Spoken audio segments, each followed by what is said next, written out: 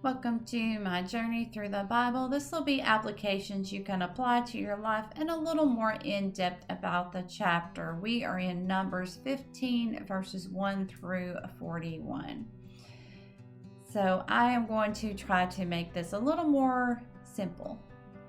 If you have a child that walks into his house and he sees a cake on the table, and he says, that looks really good. He cuts a piece, he eats it, and then the mom comes in and says, what are you doing? I made that cake for dinner tonight. We're having company. And then the child will explain that they didn't realize. They just saw the cake. It looked good. I got a piece. And then he is forgiven and all is okay. But on the other hand, if mom says, hey, I'm making this cake for dinner because we're having company come over, now the child has the knowledge that the cake is for after dinner. So if the child decides, anyways, I'm going to have that cake because I want it. So he cuts a piece, he eats it, and then the mom comes in and is asking why he cut the cake and eat it. And the meaning is that he knew what he was doing the second go around because he was informed what the cake was for, but he chose to do it anyways. So the child is questioning his mom's authority. He is waiting for a response from her and how she's going to handle it. And this is the same with God. We read the Bible, we study the Bible, we know about God's characteristics, we know what is wrong and right, we know what we're supposed to do, what we're not supposed to do.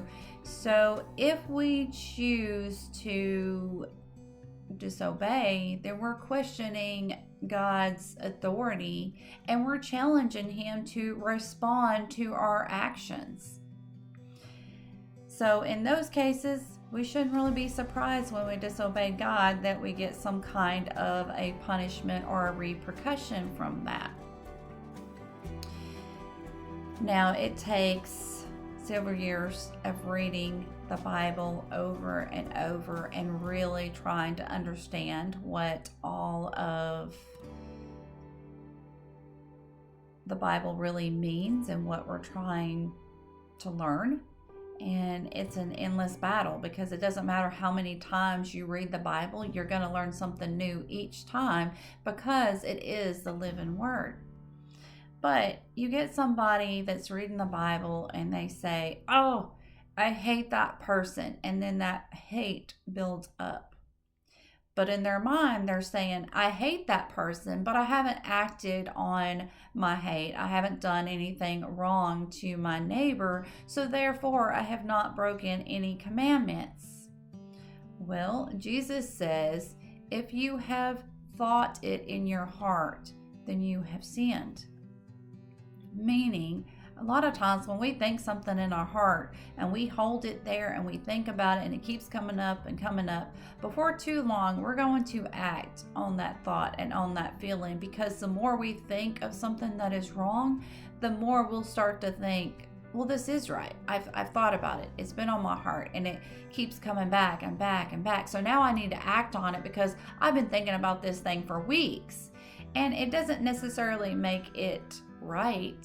It just means in your mind, you've started compromising your morals to make something that is wrong to seem right. And that is a very dangerous game to be playing.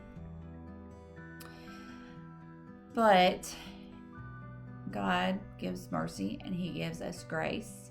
And he understands that we might not fully understand that commandment when we read it. And therefore, he says, I'll give you grace, I'll give you forgiveness. But you have to know, too, once you've done wrong, you have to make it right. You have to go to that person. You have to apologize. You have to Do whatever you need to do in the process so that you can be forgiven. And of course, we always take everything to God first. So even if you did not act on your thought towards your neighbor, but you thought something bad, then you definitely need to go to God in prayer and say, hey, I'm thinking this, help my heart. Help me to heal. Help me to let go of this grudge, this hurt, this pain, and help me to just be free from it. And we have to love and we have to respect God. We do not want to challenge his authority or dare him to respond to our sin. So we need to remember God's love and his grace and his mercy. We see his characteristics as we read the Bible, but as we're looking at all the good characteristics, don't forget that there's wrath too, and we don't want to feel God's wrath. Another thing is, if we are trying to remember something, we write it down in our phone.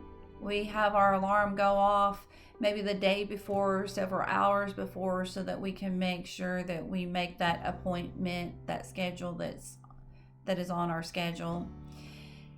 And so this was no different for them. God had commanded them to put a blue ribbon around their garment, around their clothes, so that they could remember the commandments and the statutes of God. If you see this ribbon and it's blue and it constantly is reminding you of commandments, you're going to remember those. You're going to write them on your heart and in your mind. And it's a lot like our phone going off 5 different times before an appointment comes up, just to ensure that we make it there on time. And